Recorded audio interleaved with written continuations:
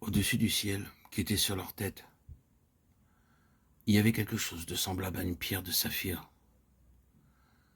en forme de trône, et sur cette forme de trône apparaissait comme une figure d'homme placée dessus, en haut. Ézéchiel 1, 26. Et quelle est, envers nous qui croyons l'infinie grandeur de sa puissance, se manifestant avec efficacité par la vertu de sa force.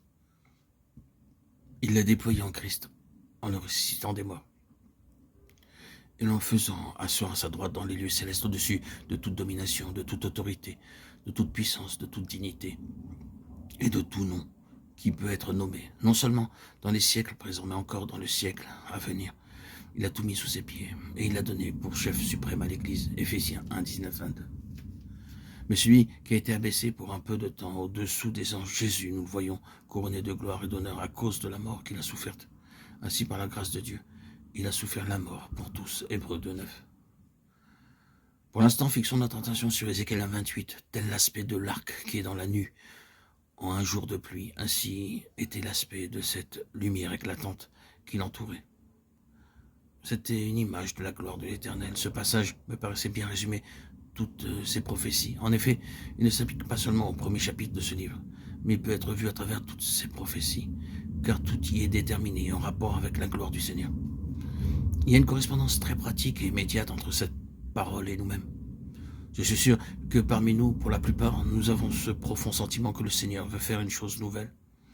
Je crois que c'est compris très largement. La nature de cette chose nouvelle peut donner lieu à différentes interprétations. Dans le monde évangélique, il y a beaucoup de prières et de discussions à propos du renouveau.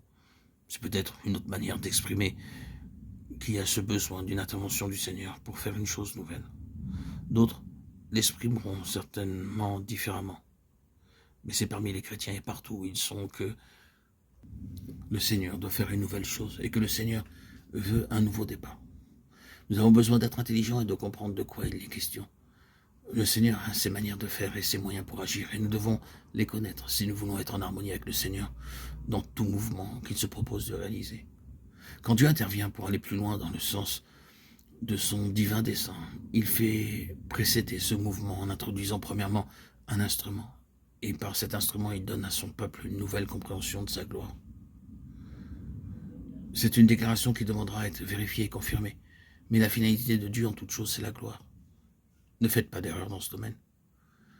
Si vous voulez savoir en chaque chose ce que Dieu recherche et vers quoi il tend, et cela englobe d'innombrables détails dans tous les domaines, que ce soit dans la vie personnelle ou la vie corporative, même par rapport aux nations qui nous entourent.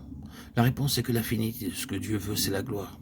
Ceci étant, il doit être clair qu'il établit toujours ce principe au début de chaque nouveau mouvement. Il établit comme ce qui gouverne la mesure ou le mouvement de ce qu'il entreprendra. Tout va être gouverné par cette finalité et conduira chaque nouveau commencement.